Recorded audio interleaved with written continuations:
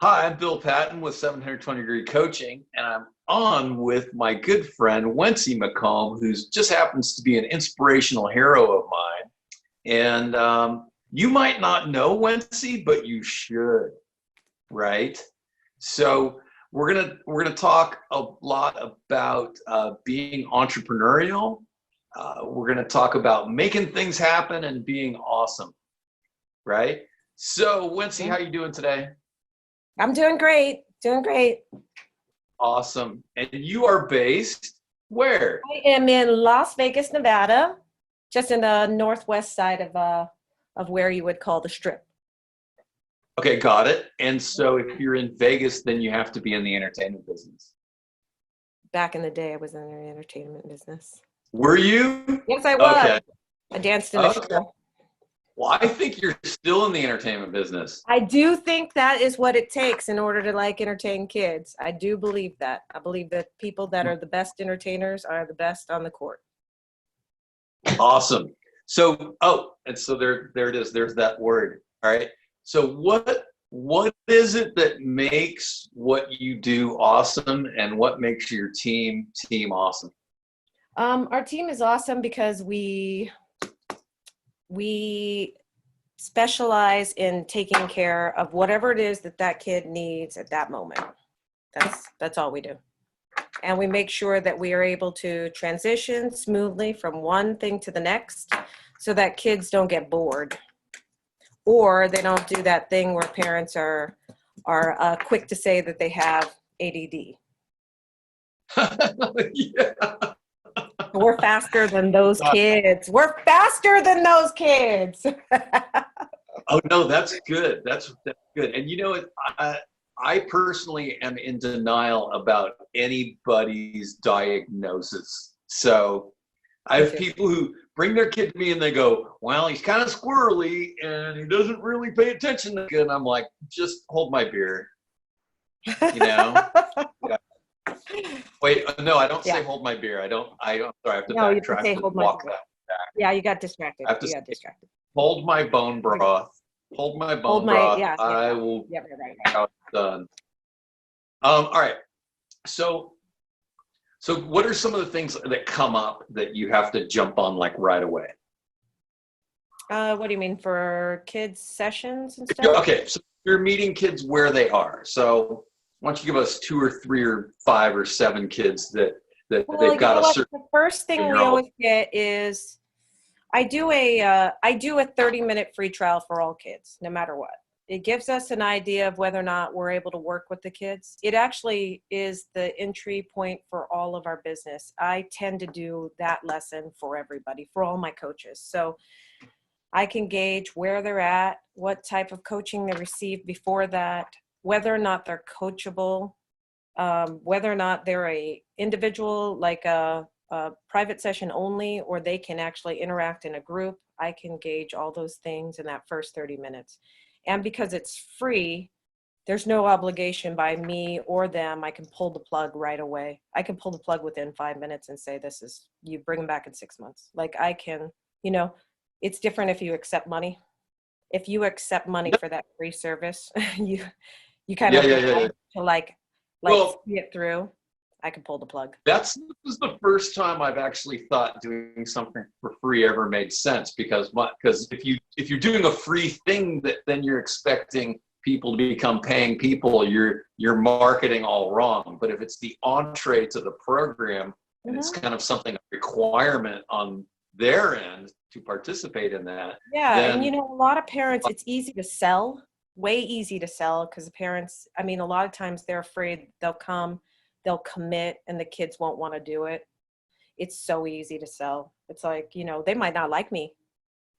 They don't like me. Right. But they might not like me. They might not like us. They might not like this style.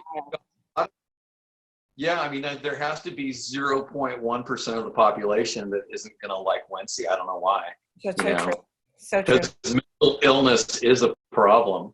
Yeah. So just for those of you who are watching this on Facebook, on YouTube, just want to explain my background for a second. You can see the map, and this is where I'm going coming up pretty soon. And I will actually be coming through Las Vegas. So on the way back. So that's going to be a lot of fun. If you happen to see the map and you're along that route somewhere, contact me and we'll get in touch. All right. So, and then if you're watching this, please like and subscribe. If you're seeing it on some kind of social media, make sure you look at the YouTube that's going to be coming up, because it's a much better thing. You get to see Wensey more, and the audio is usually better. Everything's so much better. All right. So give me another example of a kid. Give me a type of kid that you meet them where they're at and you kind of straighten them out.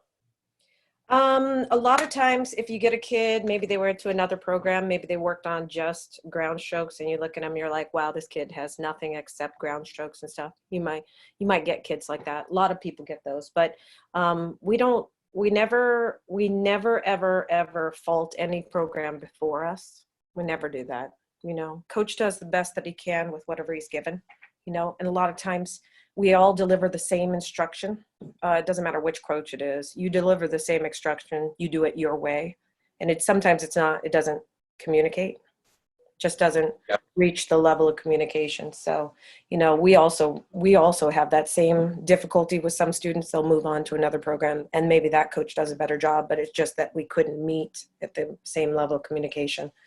Well, let's with those. I want to dig into that for a moment, because I think hopefully all of us in the tennis industry are on team tennis, right?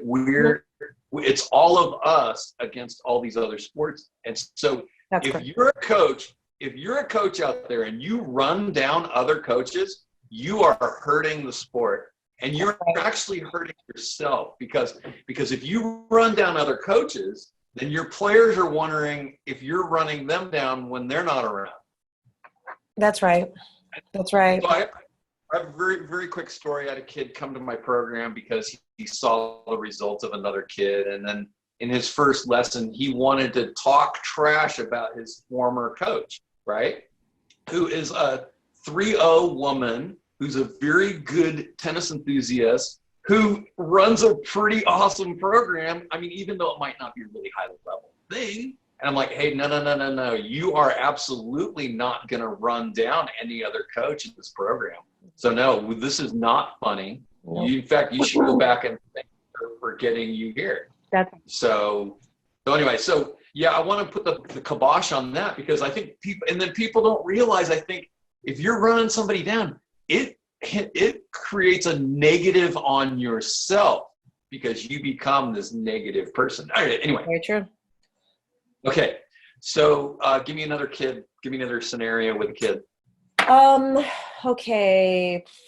Are you looking for like when we get the kids? What do you mean? Right off the head. What's a kind of a kid that comes to you and you got to deal with them and kind of straighten them out and plug them into the program? I think more than anything, the tennis part isn't always the thing that we have to straighten out. I think it's the kid itself. We do a lot more. No, I'm serious. We do a lot more of kids who need to learn how to be coached, how to learn how to communicate. We do a lot of kids where sometimes they won't even make the calls they need to on a court. They're afraid.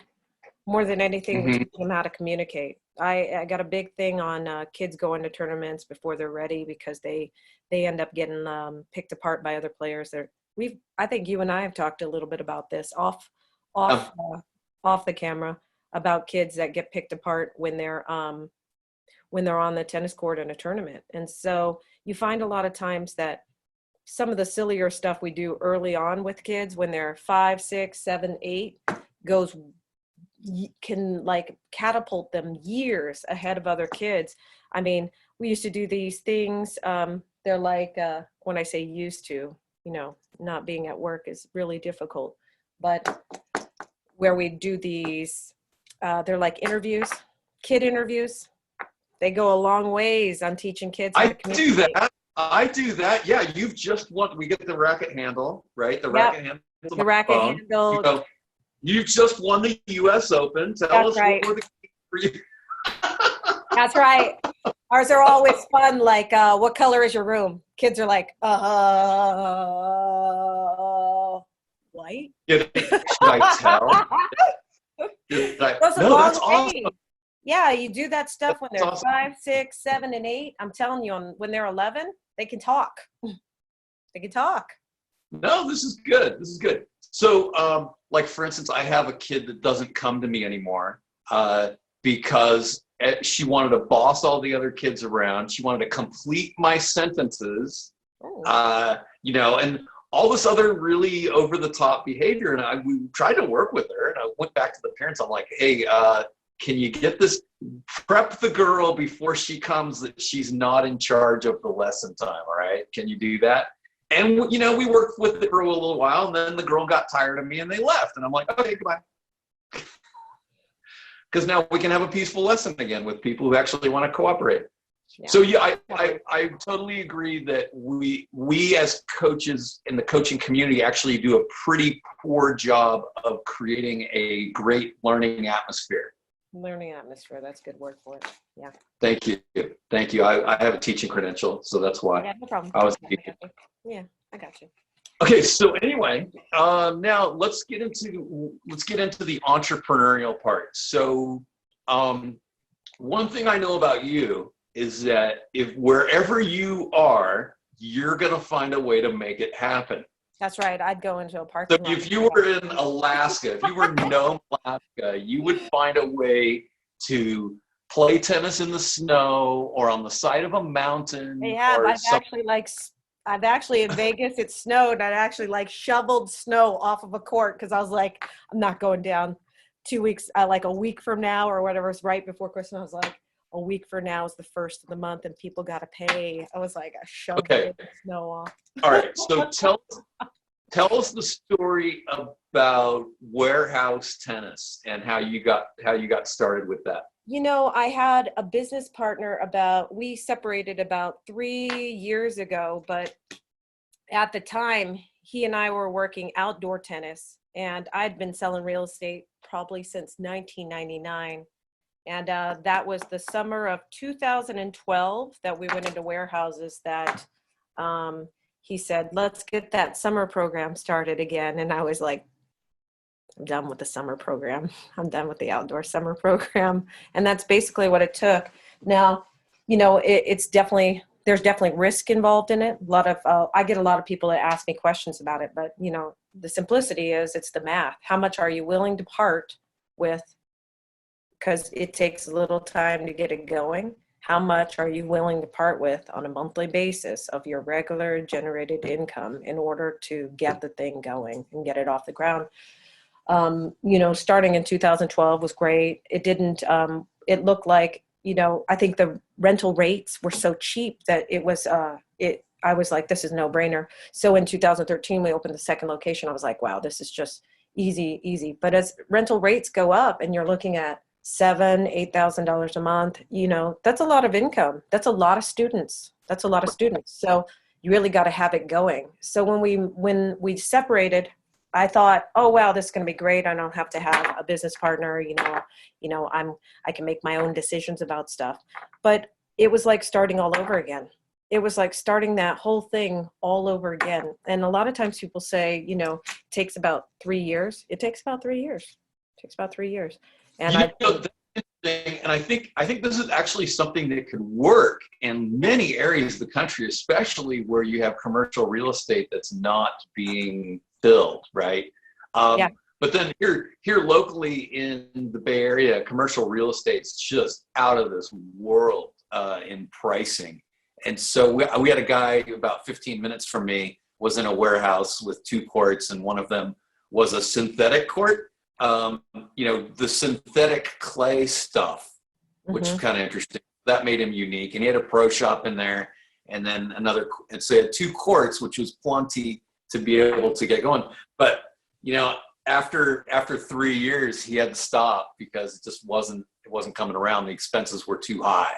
But just wanted to throw that in there because we wouldn't want to paint a dreamy picture of, oh yeah, you can do this in your town right now. Yeah. Because even when the pandemic started, that landlord still gets paid. You got not a dollar coming in, and you still got to pay that landlord. So yeah, no, you're taking a lot of times. Sure. I get a lot of people that ask me about it. I'm like, it's just math. You got to know that you can do it. And I got to tell you, got to pump a lot of kids through. So it's a whole new business model now. I got to tell you, got to do a lot more hours of 1, 2, 3, and 4 kid lessons than we had to before, when I could pile 20 kids in at one time for 1 hour. I mean, 20 kids here, Right. 20 kids there. You know, if you're pumping $1,000 per hour hours, it's no big deal. But when you're back down to private hours per hour, it's a lot per day. You got to do a lot of lessons a day. Yeah.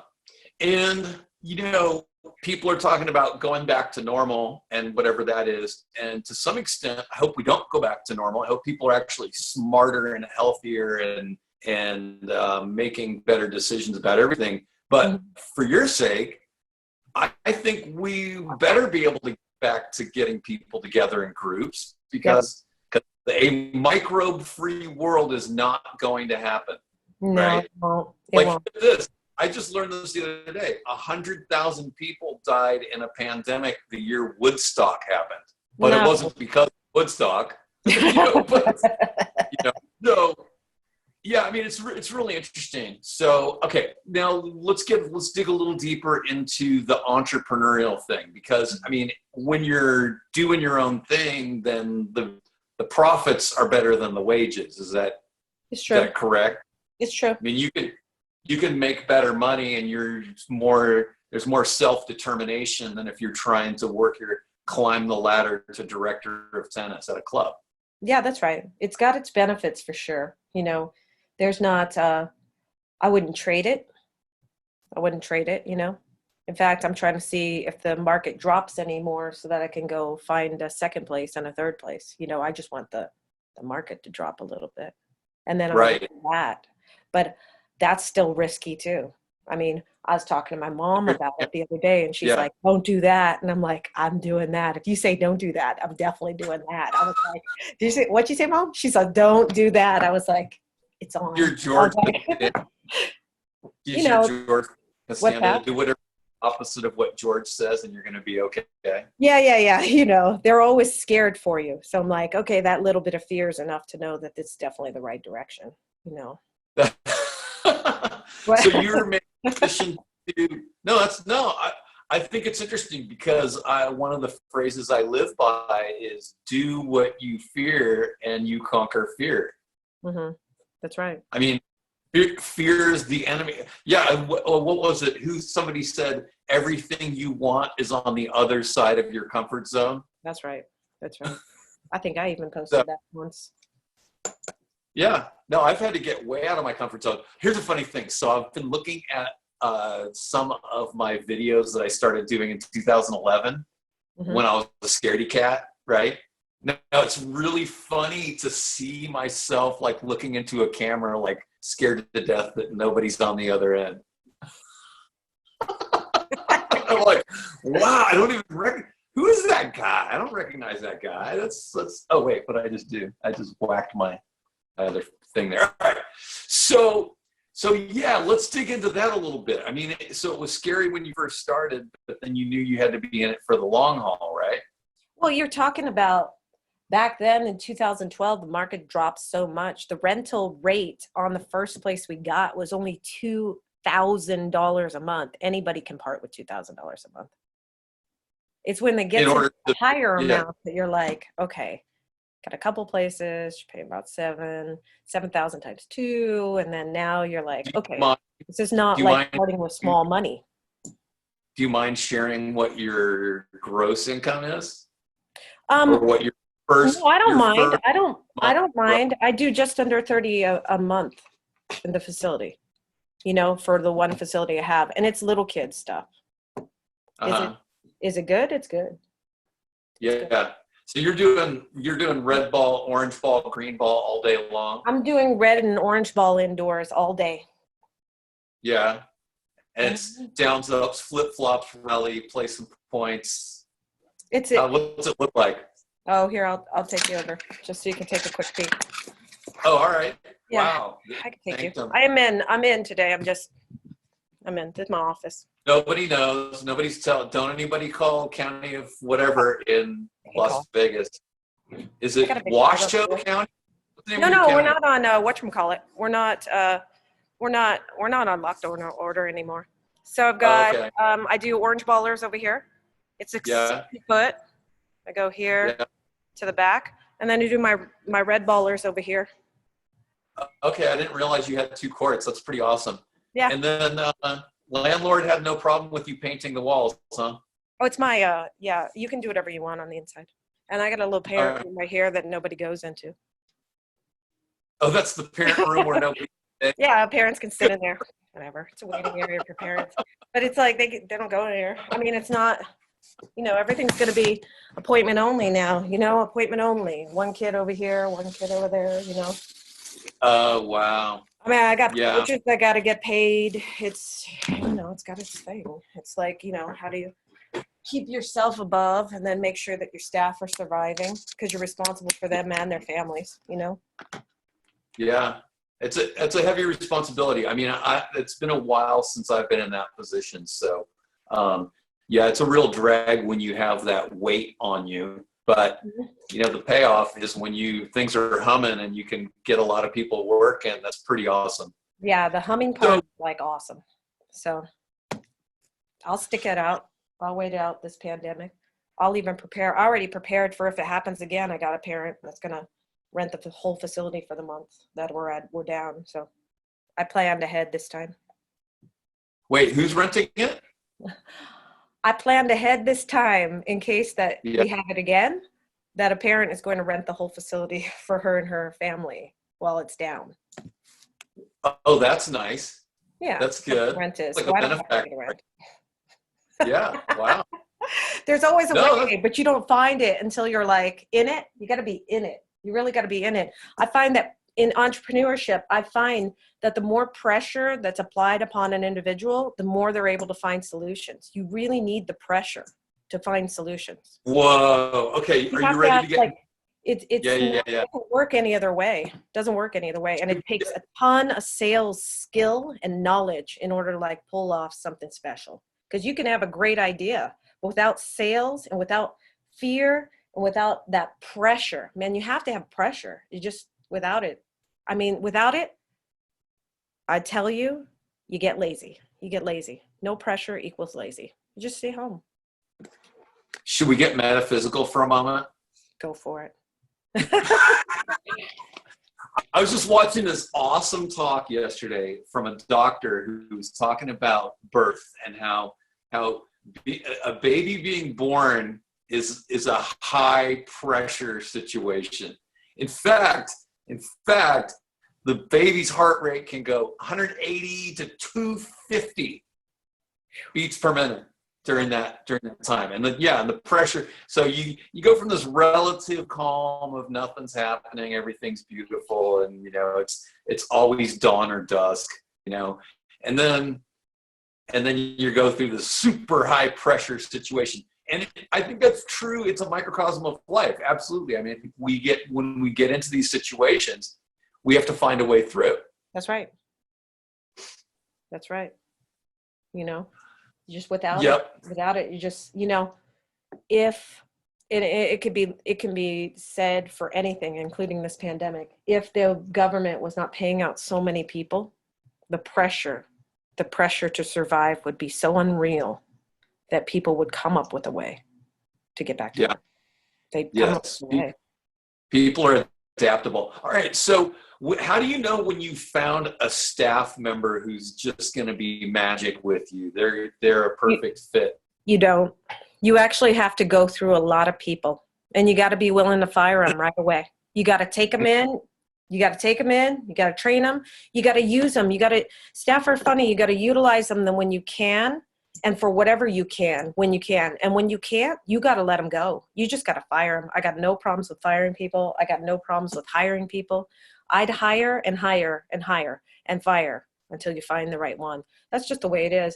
Every person that comes into an organization, no matter big or small, can contribute in some way or another. And if they don't, it's the fault of the person that hired them, that they didn't train them well enough, or that they didn't utilize them. There is something that can be done that can lessen the amount of work that a person is doing that can be passed on. And when that person demonstrates that they cannot, only a bad employer would hang on to them. Just fire them. Send them on their way. It's good for the employee. It's good for the business. It's good for everybody, because once they realize they can't do it, they can go on to something they can do. Mm-hmm. They shoot horses. What's that? They shoot horses. No, put misery, right? Why prolong it? If some people are really good at some things and they're just not good at others, and you don't know. You just bring them in. You got good synergy, whatever. Like I used to have an open door hiring where I'd hire anybody.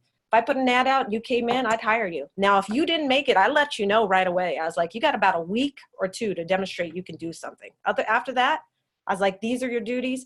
After that, if you can't think for yourself and I got to tell you what to do, you won't make it. That's it. You'll have 1 week, 2 weeks. That's it. And I let them all know when they start. But like I said, if I place an ad, I hire anybody that walks in the door. That's pretty awesome. And then those that make it, I guess they have this nice collegiality amongst themselves because they're in the club. They're in the club. They're in the club.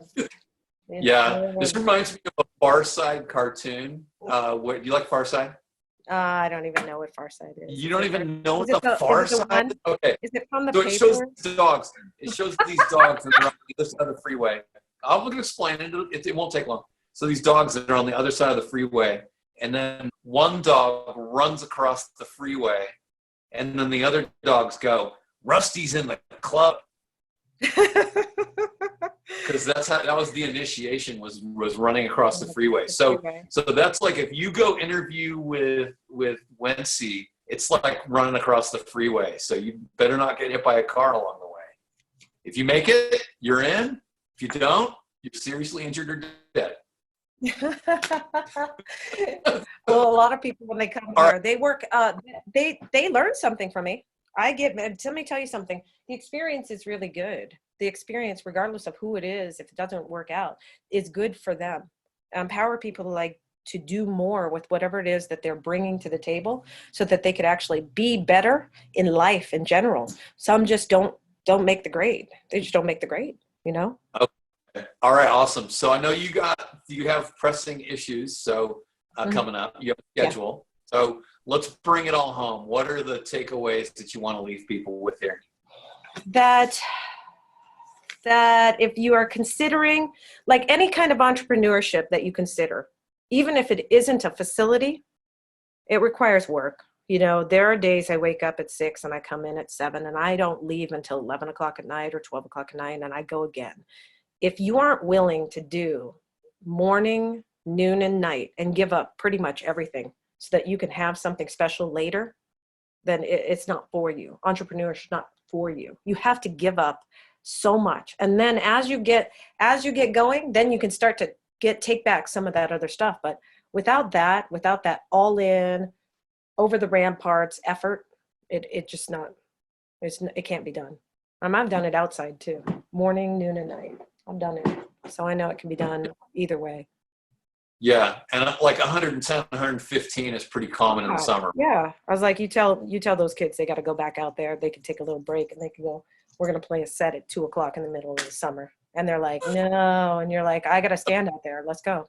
Like, I got to go out there too. Like, everybody's got to go out there. What? It's true. You know what I'm talking about. Rough. How to tell them. Yeah.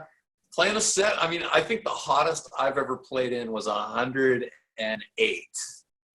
And it was pretty rough. And I think I played a good 3-hour match in 108 degree weather. And I'm not ready for any hotter than that, I don't think. No. So anyway, all right. Well, any final words of wisdom before we wrap this thing up? No, I don't think so. I think that's about it. Yeah. Okay, good. Thanks for your time. Okay. Have a great day. Bye, Bill. All right. See you, Wensey. Okay, bye. Take care.